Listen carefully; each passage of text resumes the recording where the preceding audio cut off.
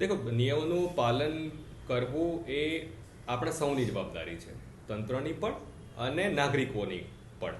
અને તમામે એ જવાબદારી સ્વીકારવાની જ રહે છે ને એ પ્રમાણે કાર્યવાહી પણ કરવાની રહે છે. કોઈ પણ આવી દુર્ઘટનાઓ કે એવું કંઈ થતું હોય એ માટેની અલગ અલગ જોગવાઈઓ અલગ અલગ એક્ટ પ્રમાણે એમાં થયેલી છે ને એ પ્રમાણે એમાં કાર્યવાહી એન્શ્યોર કરવાની થતી હોય છે. એટલે આગામી સમયમાં અમે વાત કરી, અમે એ જ બાબતે સેન્સિટાઇઝ કરવા માંગીએ છીએ કે આ જોગવાઈઓ છે અને એ જોગવાઈઓનું જો પાલન ન થાય તો આ એક્શન એમાં લેવાના થતા હોય છે.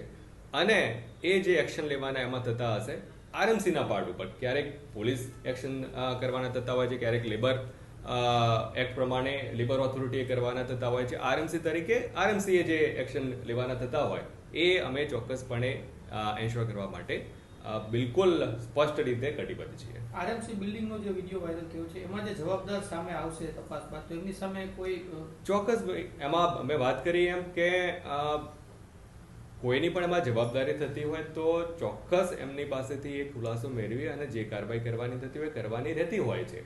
એટલે એ બાબતે આપણે બહુ જ સ્પષ્ટ છીએ.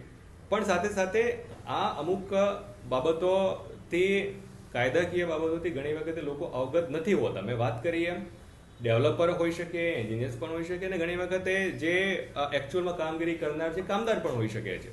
એટલા માટે હું વાત કરી રહ્યો છું કે ભાઈ 1-2 દિવસની અંદર જ આમને સેન્સિટાઇઝ પ્રથમ કરવામાં આવે કે આ કાયદાકીય જોગવાઈઓ છે એનું પાલન ન થાય તો આ પ્રકારના એક્શન એમાં એન્શ્યોર થતા હોય છે. અને જો નહીં કરવામાં આવે તો એ જે એક્શન છે અમારા પાર્ટે જે આવે છે એ એક્શન અમે એન્શ્યોર કરીશું. ઓકે.